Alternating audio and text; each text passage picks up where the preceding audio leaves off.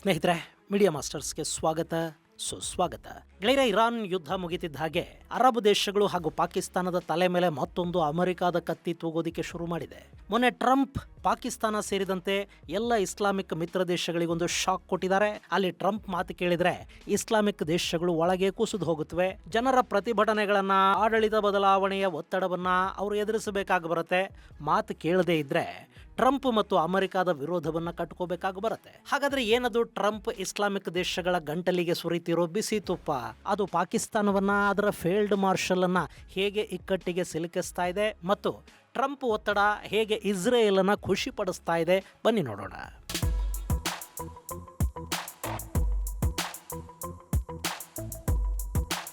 ಗೆಳೆಯರೆ, ಅಮೆರಿಕದ ಶತ್ರುತ್ವಕ್ಕಿಂತ ಅವರ ಜೊತೆಗಿನ ದೋಸ್ತಿ ತುಂಬಾ ಅಪಾಯಕಾರಿ ಅನ್ನೋ ಮಾತನ್ನ ಈ ಹಿಂದೆ ಅಮೆರಿಕದ NSA ಆಗಿದ್ದ, ಆನಂತರ ಅಮೆರಿಕದ ವಿದೇಶಾಂಗ ಕಾರ್ಯದರ್ಶಿ ಕೂಡ ಆಗಿದ್ದ ಹೆನ್ರಿ ಕಿಸಿಂಜರ್ ಹೇಳಿದ್ರು. ಮೊನ್ನೆ ಅಮೆರಿಕ ಹಾಗೂ ಇರಾನ್ ನಡುವೆ ಒಂದು ಯುದ್ಧ ಆಯ್ತಲ್ವಾ, ಅದು ಒಂಥರ ಹಾವು ಸಾಯ್ಲಿಲ್ಲ, ಕೋಲು ಮುರಿಲಿಲ್ಲ ಅನ್ನೋ ಸ್ಟೈಲಲ್ಲಿ ಅಂತ್ಯವನ್ನ ಕಾಣ್ತಾ ಇದೆ. ಸಂಧಾನಕ್ಕೆ ಅಮೆರಿಕ ಹಾಗೂ ಇರಾನ್ಗಳು ಅಂತಿಮ ಷರತ್ತುಗಳ ಪಟ್ಟಿಯನ್ನ ಸಿದ್ಧಪಡಿಸಿಕೊಂಡಿವೆ.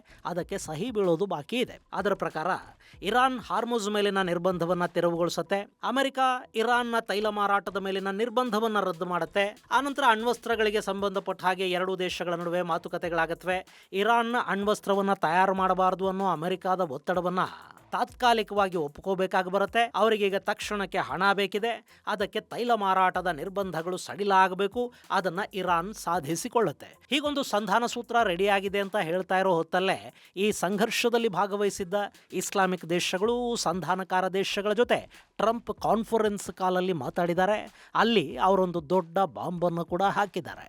ಅಲ್ಲಿ UAE, Saudi Arabia, Bahrain, Egypt, Jordan, Qatar, Turkey ಹಾಗೂ ಸಂಧಾನಕಾರ ಪಾಕಿಸ್ತಾನ ಇಷ್ಟೂ ದೇಶಗಳ ಮುಖ್ಯಸ್ಥರ ಜೊತೆ ಟ್ರಂಪ್ ಕಾನ್ಫರೆನ್ಸ್ ಕಾಲಲ್ಲಿ ಮಾತಾಡಿದ್ದಾರೆ. ಯಥಾ ಪ್ರಕಾರ ಅಲ್ಲಿ ಇರಾನ್ ಯುದ್ಧ, ಅದರ ಪರಿಣಾಮಗಳು, ಸಂಧಾನ, ಅದರ ಸೂತ್ರಗಳು ಎಲ್ಲದರ ಬಗ್ಗೆ ಮಾತುಕತೆಗಳು, ಚರ್ಚೆಗಳು ಆಗಿವೆ. ಆ ಯುದ್ಧದಲ್ಲಿ ಭಾಗಿಯಾದ, ಸಹಕಾರ ಕೊಟ್ಟ, ಸಂಧಾನಕಾರರಾಗಿ ಕೆಲಸ ಮಾಡಿದ ಎಲ್ಲ ದೇಶಗಳಿಗೂ ಟ್ರಂಪ್ ಥ್ಯಾಂಕ್ಸ್ ಕೂಡ ಹೇಳಿದ್ದಾರೆ. ಟ್ರಂಪ್ ಹೇಳಿದ್ದನ್ನು ಕೇಳಿಸ್ಕೊಂಡಲ್ಲಿದ್ದ ದೇಶಗಳ ಪ್ರತಿನಿಧಿಗಳಿಗೆ ಖುಷಿ ಕೂಡ ಆಗಿದೆ. ಅಷ್ಟಾದ ನಂತರ ಈ ಯುದ್ಧ ಹೇಗೂ ಮುಗಿಯುತ್ತೆ. ಇದು ಮುಗಿದು ಕೂಡಲೇ ನಾವೆಲ್ಲ ಒಂದು ಕೆಲಸ ಮಾಡಬೇಕು, ಇಸ್ರೇಲ್ ಜೊತೆಗಿನ ಶಾಂತಿ ಒಪ್ಪಂದಕ್ಕೆ ಅಂದ್ರೆ ಅಬ್ರಹಂ ಅಕ್ಕಾರ್ಡ್ಗೆ ನೀವೆಲ್ಲ ಸಹಿ ಹಾಕಬೇಕು ಅಂತ ಟ್ರಂಪ್ ಹೇಳಿದ್ರು. ಅಷ್ಟೇ, ಆ ಇಡೀ ಸಭೆಯಲ್ಲಿ ಒಂದು ಕ್ಷಣ ಸೂತಕದ ಮೌನ. ಅಲ್ಲಿ UAE, ಬಹ್ರೈನ್ಗಳನ್ನ ಬಿಟ್ರೆ ಈ ಮಾತು ಕೇಳಿಸ್ಕೊಂಡ ಪ್ರತಿಯೊಬ್ಬರ ಹಣೆಯ ಮೇಲೂ ಬೆವರು ಶುರುವಾಯಿತು.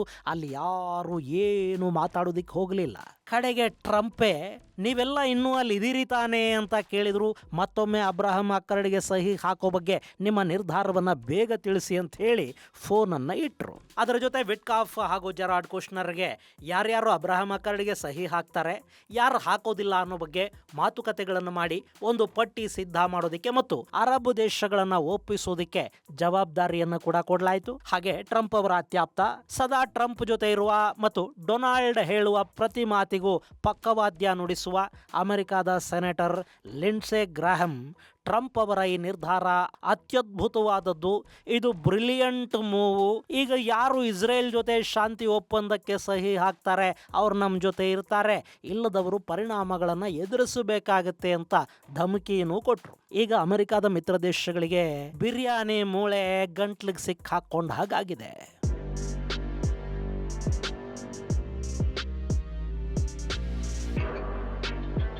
ಗೆಳೆಯರೆ, ಇಲ್ಲಿ ಅಬ್ರಹಂ ಅಕ್ಕಾರ್ಡ್ಗೆ ಸಹಿ ಹಾಕೋದು ಅಂದ್ರೆ ಇಸ್ರೇಲಿಗೆ ಮಾನ್ಯತೆಯನ್ನು ಕೊಡೋದು ಅಂತ ಅರ್ಥ. ಈಗಾಗಲೇ ಅಂದ್ರೆ ಟ್ರಂಪ್ ಅವರ ಮೊದಲ ಅವಧಿಯಲ್ಲಿ UAE, ಬಹ್ರೈನ್, ಸುಡಾನ್, ಮೊರಾಕ್ಕೋ ಮುಂತಾದ ದೇಶಗಳು ಇಸ್ರೇಲಿಗೆ ಮಾನ್ಯತೆಯನ್ನು ಕೊಟ್ಟು ಇಸ್ರೇಲ್ ಜೊತೆ ಶಾಂತಿ ಒಪ್ಪಂದಕ್ಕೆ ಸಹಿ ಹಾಕಿದ್ವು. ಅವತ್ತು ಕೂಡ ಇದರ ಉಸ್ತುವಾರಿಯನ್ನು ನೋಡಿಕೊಂಡಿದ್ದು ಟ್ರಂಪ್ ಅಳಿಯ ಜೆರಾರ್ಡ್ ಕುಶ್ನರ್. ಈಗ ಕೂಡ ಜವಾಬ್ದಾರಿಯನ್ನ ಅವರಿಗೆ ಕೊಡಲಾಗಿದೆ.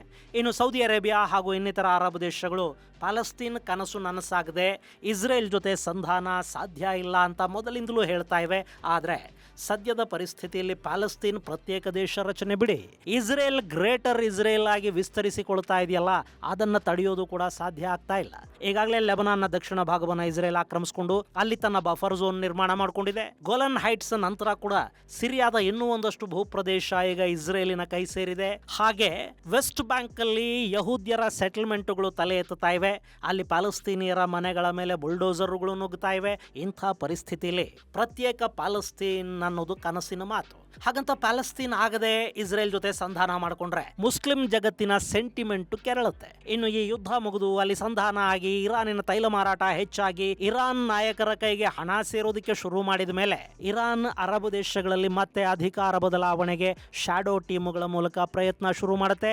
ಆಗ ಅವರ ಕೈಗೆ ದೊಡ್ಡ ಅಸ್ತ್ರವಾಗಿ ಸಿಗೋದು ಇದೇ ಅಬ್ರಹಾಂ ಅಕಾರ್ಡ್ ಮತ್ತು ಯಹೂದ್ಯರ ಜೊತೆಗಿನ ಅರಬರ ಸ್ನೇಹ. ಸೊ ಈ ಒಪ್ಪಂದಕ್ಕೆ ಸಹಿ ಹಾಕಿದ್ರೆ ಸೌದಿ ಅರೇಬಿಯಾ ತನ್ನ ಇಸ್ಲಾಮಿಕ್ ದೇಶಗಳ ನಾಯಕ ಅನ್ನೋ ಕಿರೀಟವನ್ನ ಕಳ್ಕೋಬೇಕಾಗಿ ಬರುತ್ತೆ. ಇನ್ನು ಟರ್ಕಿಯ ಈಗಿನ ಅಧ್ಯಕ್ಷ ಎರ್ಡೋಗನ್ ಇರೋವರೆಗೆ ಆ ಸಾಹಸವನ್ನ ಮಾಡೋದಕ್ಕೆ ಹೋಗೋದಿಲ್ಲ. ಯಾಕೆಂದ್ರೆ ಈ ಹಿಂದೆ ಸ್ವಲ್ಪ ಮಟ್ಟಿಗೆ ಸೆಕ್ಯುಲರ್ ಆಗಿದ್ದ ಟರ್ಕಿಯನ್ನ ಎರ್ಡೋಗನ್ ಮತಾಂಧತೆಯ ಅಂಚಿಗೆ ತಗೊಂಡು ಹೋಗಿ ಆಗಿದೆ. ಈಗ ಇಸ್ರೇಲ್ ಜೊತೆ ರಾಜಿ ಮಾಡ್ಕೊಂಡ್ರೆ ಅಲ್ಲಿನ ಮತೀಯ ಶಕ್ತಿಗಳು ಎರ್ಡೋಗನ್ ವಿರುದ್ಧ ತಿರುಗಿ ಬೀಳ್ತಾರೆ. ಇನ್ನು ಕತಾರ್ ಹಾಗೂ ಇನ್ನಿತರ ದೇಶಗಳ ಪರಿಸ್ಥಿತಿ ಕೂಡ ಇದಕ್ಕಿಂತ ಭಿನ್ನವಾಗೇನೂ ಇಲ್ಲ.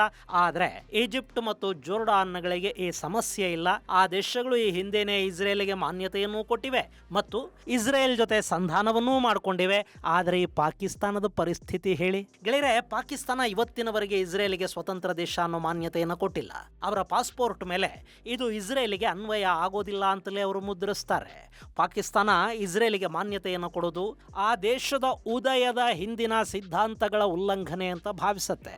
ಪಾಕಿಸ್ತಾನದ ಜನಕ ಮಹಮ್ಮದ್ ಅಲಿ ಜಿನ್ನಾ ಇಸ್ರೇಲನ್ನು ಅರಬರ ಎದೆಗೆ ಚುಚ್ಚಿದ ಬಾಕು ಅಂತ ಕರೆದಿದ್ರು.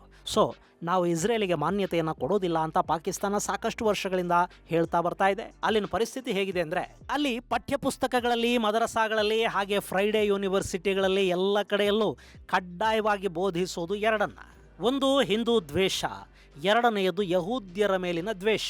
ಸೊ ಹುಟ್ಟಿದಾಗನಿಂದ ಅದನ್ನೇ ಕೇಳಿಸ್ಕೊಂಡು ಬಂದ ಅಲ್ಲಿನ ಯುವಕರು, ಮುದುಕರು ಎಲ್ಲರೂ ಕೂಡ ಈಗ ಪಾಕಿಸ್ತಾನದ ಆಡಳಿತ ಇಸ್ರೇಲಿಗೆ ಮಾನ್ಯತೆಯನ್ನು ಕೊಟ್ಟು ಬಿಟ್ರೆ ಅದನ್ನ ಸುಮ್ಮನೆ ಸಹಿಸ್ಕೊಳ್ತಾರಾ? ಇನ್ನು ಈ ಪ್ರಸ್ತಾವನೆ ಕೂಡ ಇದೇ ಮೊದಲೇನಲ್ಲ. ಈ ಹಿಂದೆ ಅಂದ್ರೆ ಡೊನಾಲ್ಡ್ ಟ್ರಂಪ್ ಮೊದಲ ಅವಧಿಯಲ್ಲಿ ಪಾಕಿಸ್ತಾನದಲ್ಲಿ ಇಮ್ರಾನ್ ಖಾನ್ ಪ್ರಧಾನಿ ಇದ್ರು. ಟ್ರಂಪ್ ಹಾಗೂ ಇಮ್ರಾನ್ ಸಂಬಂಧಗಳು ಚೆನ್ನಾಗಿದ್ವು. ಸೌದಿ ಮತ್ತು ಇರಾನ್ ನಡುವಿನ ಸಂಘರ್ಷಕ್ಕೆ ಅಮೆರಿಕ ಸಂಧಾನಕಾರನಾಗಿ ಬಳಸಿಕೊಂಡಿದ್ದು ಇದೇ ಇಮ್ರಾನ್ ಖಾನ್ನನ್ನ. ಆ ದಿನಗಳಲ್ಲಿ ಅಬ್ರಹಾಂ ಅಕಾರ್ಡ್ಗೆ ಸಹಿ ಹಾಕುವಂತೆ ಅಮೆರಿಕ ಪಾಕಿಸ್ತಾನಕ್ಕೂ ಹೇಳಿತ್ತು. ಆದರೆ ಇಮ್ರಾನ್ ಖಾನ್ ಅದಕ್ಕೆ ಒಪ್ಪಲಿಲ್ಲ. ಅದು ನಮ್ಮ ಆತ್ಮಸಾಕ್ಷಿ ಹಾಗೂ ಪಾಕಿಸ್ತಾನದ ಆತ್ಮಸಾಕ್ಷಿಯ ವಿರುದ್ಧ ಅಂತ ಹೇಳಿದ್ರು. ಪಾಕಿಸ್ತಾನಕ್ಕೆ ಅದಿನ್ಯಾವ ಆತ್ಮ ಇದೆಯೋ ಗೊತ್ತಿಲ್ಲ. ಇಮ್ರಾನ್ ಖಾನ್ ಅಂತೂ ಆ ಮಾತನ್ನು ಹೇಳಿದ್ರು. ಅದಾದ ನಂತರ ಬಿಡೆನ್ ಅವಧಿಯಲ್ಲಿ ರಷ್ಯಾ ಯುಕ್ರೇನ್ ಯುದ್ಧ ಶುರುವಾದ ಮೇಲೆ ಪಾಕಿಸ್ತಾನದಲ್ಲಿ ಇಮ್ರಾನ್ ಅಧಿಕಾರ ಕಳ್ಕೊಂಡ್ರು. ಅದರ ಹಿಂದೆ ಅಮೆರಿಕ ಇತ್ತು ಅನ್ನೋದು ಗೌಪ್ಯ ವಿಷಯ ಕೂಡ ಏನಲ್ಲ. ಆಗ ಕೂಡ ಇಮ್ರಾನ್ ಖಾನ್ ಅಮೆರಿಕ ಪಾಕಿಸ್ತಾನಕ್ಕೆ ಇಂಪೋರ್ಟೆಡ್ ಪ್ರಧಾನಿಯನ್ನ ತಂದು ಕೂಡಿಸಿದೆ. ಪಾಕಿಸ್ತಾನಕ್ಕೆ ಇಸ್ರೇಲ್ ಜೊತೆ ಒಪ್ಪಂದವನ್ನ ಅಮೆರಿಕ ಮಾಡಿಸುತ್ತೆ. ಇಸ್ರೇಲಿಗೆ ಹೊಸ ಪಾಕಿಸ್ತಾನದ ಸರ್ಕಾರ ಮಾನ್ಯತೆಯನ್ನ ಕೊಡುತ್ತೆ ಅನ್ನೋ ಆರೋಪಗಳನ್ನು ಮಾಡ್ತಲೇ ಬರ್ತಾ ಇದ್ರು. ಹಾಗೆ ಮೊನ್ನೆ ಇಸ್ರೇಲ್ ಗಾಜಾ ಪೀಸ್ ಟಾಕ್ಸ್ ಸಂದರ್ಭದಲ್ಲಿ ಪಾಕಿಸ್ತಾನ ಕೂಡ ಅದಕ್ಕೆ ಸಹಿ ಮಾಡ್ತು. ಗಾಜಾಗೆ ಪಾಕಿಸ್ತಾನ ಸೇನೆಯನ್ನ ಕಳುಹಿಸೋದಕ್ಕೆ ಸಿದ್ಧ ಆಗಿದ್ದು ಅಲ್ಲಿನ ಸಾಕಷ್ಟು ಮತಾಂಧ ಶಕ್ತಿಗಳ ಸಿಟ್ಟಿಗೆ ಕಾರಣ ಕೂಡ ಆಯಿತು. ತೆಹರಿಕ್ ಎ ಲಬೈಕ್ ಪಾಕಿಸ್ತಾನ ಪಂಜಾಬ್ ಪ್ರಾಂತ್ಯದಲ್ಲಿ ದೊಡ್ಡ ಗಲಭೆಗಳಿಗೆ ಕಾರಣ ಆಯಿತು. ಜಮಾತೆ ಇಸ್ಲಾಮಿ ಕೂಡ ಪಾಕಿಸ್ತಾನದ ಗಾಜಾ ನಿಲುವನ್ನು ವಿರೋಧಿಸಿತು. ಸಾಕಷ್ಟು ಮುಲ್ಲಾಗಳು, ಮತಗುರುಗಳು ಪಾಕಿಸ್ತಾನದ ಆಡಳಿತವನ್ನ ಖಂಡಿಸಿದ್ರು. ಅವತ್ತು ಅದಕ್ಕೇನೋ ತ್ಯಾಪೆ ಹಾಕೊಳ್ಳೋ ಕೆಲಸವನ್ನ ಪಾಕಿಸ್ತಾನ ಮಾಡ್ತಾ ಇದ್ರು. ಈಗ ನೇರ ಅಬ್ರಹಾಂ ಅಕಾರ್ಡ್ಗೆ ಸಹಿ ಹಾಕಿ ಇಸ್ರೇಲಿಗೆ ಮಾನ್ಯತೆಯನ್ನ ಕೊಟ್ಟು ಬಿಟ್ರೆ ಅದನ್ನು ಪಾಕಿಸ್ತಾನದ ಮತಾಂಧ ಶಕ್ತಿಗಳು ಖಂಡಿತ ಸಹಿಸಿಕೊಳ್ಳೋದಿಲ್ಲ. ಇಷ್ಟು ದಿನ ಅವರ ನರ ನಾಡಿಗಳಿಗೆ ತುಂಬಿದ ಯಹೂದ್ಯರ ದ್ವೇಷ ಅಲ್ಲವರನ್ನ ಸುಮ್ಮನೆ ಇರೋದಕ್ಕೆ ಬಿಡೋದಿಲ್ಲ. ಹೀಗಾಗಿ ಪಾಕಿಸ್ತಾನದ ಆಡಳಿತ ಕಂಗಾಲಾಗ್ತಾ ಇದೆ. ಅಮೆರಿಕಾದ ಮಾತು ಕೇಳಿದ್ರೆ ಪಾಕಿಸ್ತಾನದ ಒಳಗೆ ಬೆಂಕಿ ಬೀಳುತ್ತೆ. ಕೇಳದೇ ಇದ್ರೆ ಅಮೆರಿಕಾದ ಸಿಟ್ಟಿಗೆ ತುತ್ತಾಗಬೇಕಾಗುತ್ತೆ. ಫೇವರೆಟ್ ಫೀಲ್ಡ್ ಮಾರ್ಷಲ್ ಈಗೇನು ಮಾಡಬೇಕು ಗೊತ್ತಾಗದೆ ತನ್ನ ಪ್ರಧಾನಿಯನ್ನ ಚೈನಾಗೆ ಕಳುಹಿಸಿ ತಾನು ಕೂಡ ಅವನ ಹಿಂದೆ ಚೈನಾಗೆ ಓಡ್ ಹೋಗಿದ್ದಾನೆ. ಬಹುಶಃ ಅಲ್ಲಿ ಶೀ ಮುಂದೆ ಕೂತು ಪಾಕಿಸ್ತಾನ ಕಣ್ಣೀರು ಹಾಕೋಬಹುದು.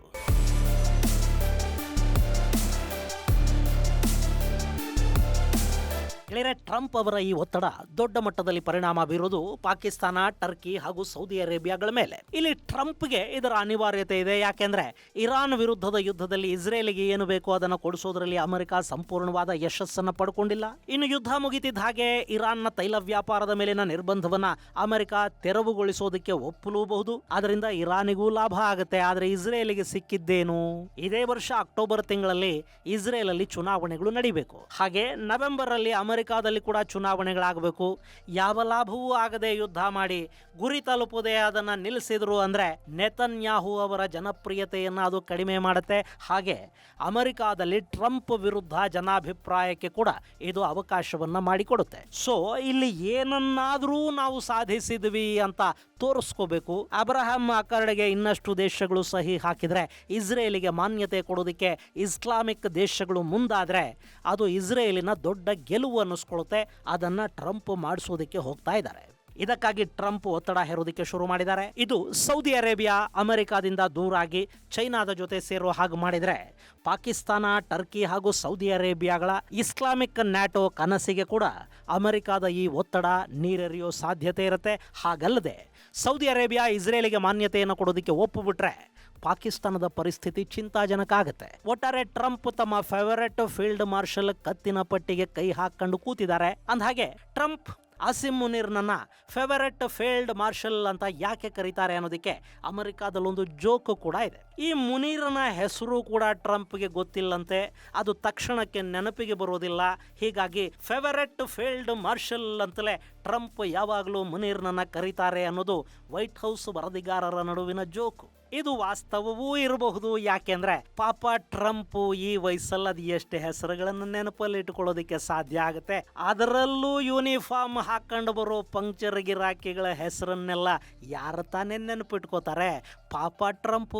ಇದು ಗೆಳೆಯರೆ, ಈಗ ಇಸ್ರೇಲಿಗೆ ಮಾನ್ಯತೆಯನ್ನ ಕೊಡೋದಕ್ಕೆ ಟ್ರಂಪ್ ಅರಬ್ ದೇಶಗಳ ಮೇಲೆ ಹೇರ್ತಾ ಇರೋ ಒತ್ತಡಕ್ಕೆ ಸಂಬಂಧಪಟ್ಟ ಒಂದಷ್ಟು ಮಾಹಿತಿ. ಮುಂದಿನ ಸಂಚಿಕೆಯಲ್ಲಿ ಮತ್ತಷ್ಟು ವಿಶೇಷಗಳ ಜೊತೆ ಮತ್ತೆ ಭೇಟಿಯಾಗೋಣ.